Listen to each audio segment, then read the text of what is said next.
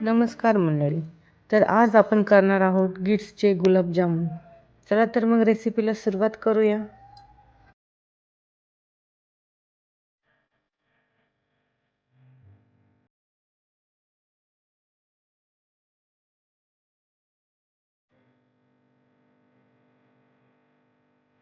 तर इथं गिट्स गुलाबजामचे 2 पॅकेट मी एका परातीमध्ये काढून घेतलेले आहेत.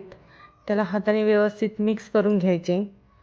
व्यवस्थित सगळ्या गुठळ्या निघाल्यानंतर त्यामध्ये जेवढं लागेल तेवढे पाणी टाकत राहायचे.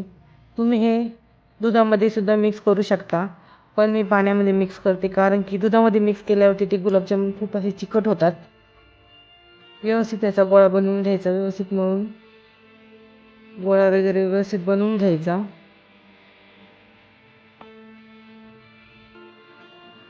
एकजीव करायचा हाताने आणि आपली हा गोळा तयार झालेला आहे. आता याचे छोटे छोटे गोळे बनवून घ्यायचे गुलाबजाम बनवण्यासाठी. सगळे गोळे हाताने व्यवस्थित मळून घ्यायचे.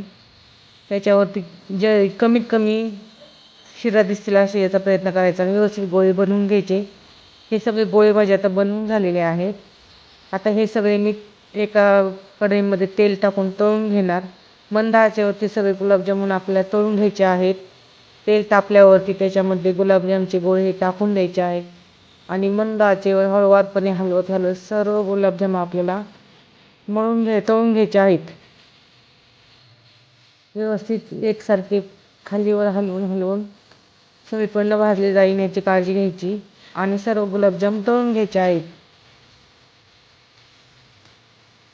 आणि हे आपले गुलाबजाम असे गोल्डन ब्राऊन होईपर्यंत तळून घ्यायचे.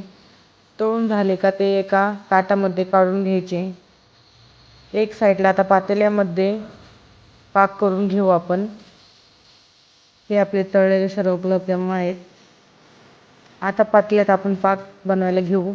तर एका वाटीमध्ये साखर घेऊन त्याचमध्ये 2 वाटी त्या पाणी टाकून आपल्याला पाक हा बनवायचा आहे.